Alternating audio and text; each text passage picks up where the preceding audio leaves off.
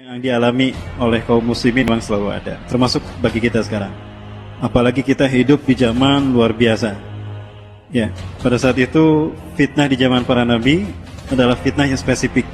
Justru di zaman kita semua fitnah yang ada di zaman para nabi ada zaman sekarang. Betul? Ya, fitnah yang ada di zaman Nabi siapa yang tidak ada? Fitnah di zaman Nabi Ibrahim. Apa yang terkenal? Manusia mempertuhankan manusia. Ada zaman sekarang. Siapa? Bashar Assad. Dia dipertuhankan kan? Bahkan Bashar Assad dalam satu berita ya dinyatakan membuat Quran redaksi dia sendiri. Dia menggantikan Quran surat Al-Ikhlas dengan surat Al-Asad. Ya, ayat surat Al-Ikhlas dia rubah menjadi surat Al-Asad dan beberapa ayat dia potong. Contohnya, kalau tidak salah saya masih hafal ayat. Qul huwallahu ahad, Allahu samad, lam yahluk misla hafidil asad, wa lam yahkum li suriyah illa bashar al-asad. Itu nama ayatnya. 4 ayat kan sama, dia ganti seperti itu. Qul huwallahu ahad. Katakanlah tidak ada Tuhan selain Dialah Allah yang Maha Esa. Allah tempat bergandung segala makhluk. Allahu samad. Lam yakhluq misla hafidil asad. Allah tidak menciptakan satu makhluk pun seperti dengan Hafid al-Asad, ayahnya Bashar Assad. Walam yahkum li suryatil balad, dan tidak ada yang berhak menghukum dan memimpin negeri Suriah illa Basharul Asad, kecuali Bashar Assad. Ini sudah diresmikan pada bulan Juni 2017. 16 Juni 2017. Kononnya demikian. Ini berita para muslimin. Nah, makin jelas dia adalah Fir'aun yang hidup di zaman sekarang. Para muslimin, apakah ini menjadi sebuah presiden buruk bagi kita bahwa Allah tidak berhasil menjaga Qur'annya? Oh, jangan salah para muslimin. Banyak Allah tampakkan kebenaran ayat-ayat Qur'an. Justru kemunculan dia itu merupakan bukti akan munculnya akan kebenaran Qur'an itu sendiri. Ya, Allah. Surat yang tadi dia rubah ya luar biasa. Padahal itu surat yang mananya dahsyat luar biasa. Ya. Asbabun nuzul dari surat ini diturunkan saat itu datang orang-orang Yahudi ke menghadap Rasulullah sallallahu alaihi wasallam dan berkata, "Ya Muhammad, ya insib lana rabbaka." Sebutkan sisilah Tuhanmu itu Muhammad. Au sif lana rabbaka adzakarun huwa wa untha. Sebutkan Tuhanmu itu Muhammad, laki-laki kah atau perempuan kah? Itu kata orang-orang Yahudi. Orang Nasrani juga ada di sana dan berkata kepada Rasulullah, "Ya Muhammad, sif lana rabbaka, insib lana rabbaka." Sebutkan sisilah Tuhanmu itu. Man abu wa man ummah. Siapa ayah dan ibunya? Aneh kan nanya Tuhan siapa ayahnya, siapa ibunya? Ya karena Nabi Isa itu anak Tuhan versi mereka. Nah, kemudian datang juga orang-orang Majusi. "Ya Muhammad, sif lana rabbaka."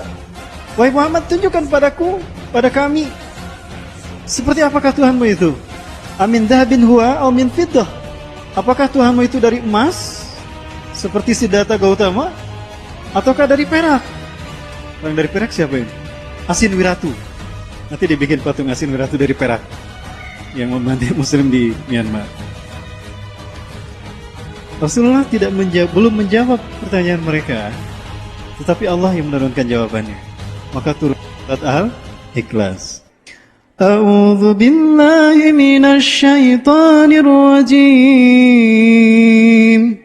Bismillahirrahmanirrahim. Qul huwallahu ahad, Allahus samad, lam yalid wa lam yulad, wa lam yakul lahu kufuwan ahad. Qul huwallahu ahad. Ayat pertama diakhiri dengan kalimat ahad. Ini luar biasa para sekalian. Begini perempuan Allah. Kenapa tidak diturunkan dengan kalimat Qul huwallahu wahid? Kenapa?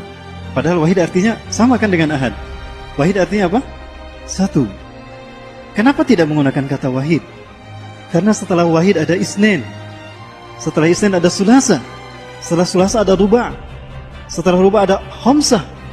Ada arba'ah, ada khamsah, ada sitah. Terus tanpa ujung. Tapi kalau ahad, apa bilangan sesudah ahad? Ada?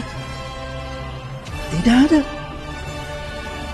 Kalau satu ada dua, setelah dua ada tiga, sehingga muncullah paham Trinitas. Tapi kalau ahad, ada bilangan berikutnya setelah ahad? Tidak ada. Jadi gimana kita menerjemahkannya? Kul, katakan oleh umat Muhammad, Wallahu dialah Allah ahadun, satu ya satu-satunya, satu dan satu-satunya, tidak ada duanya kan? Subhanallah. Jadi cukup dengan ayat itu Trinitas dan paganismenya Majusi serta teologinya Yahudi hancur saat itu juga. Cukup dengan satu ayat ini. Ayat berikutnya baru menjelaskan sifat Allah As-Samad, tempat bergantung segala makhluk, yang tidak ada semisal dengan Allah. Laisa kamitslihi syai'un, tidak ada sesuatu yang serupa dengan Allah. Imma fi dzatih atau imma fi af'alih atau sifatih. Baik pada zat Allah, tidak ada yang serupa dengan zat Allah. Jadi bagaimana manusia bisa mengaku Tuhan? Para sekalian, munculnya paham humanisme, saya curiga.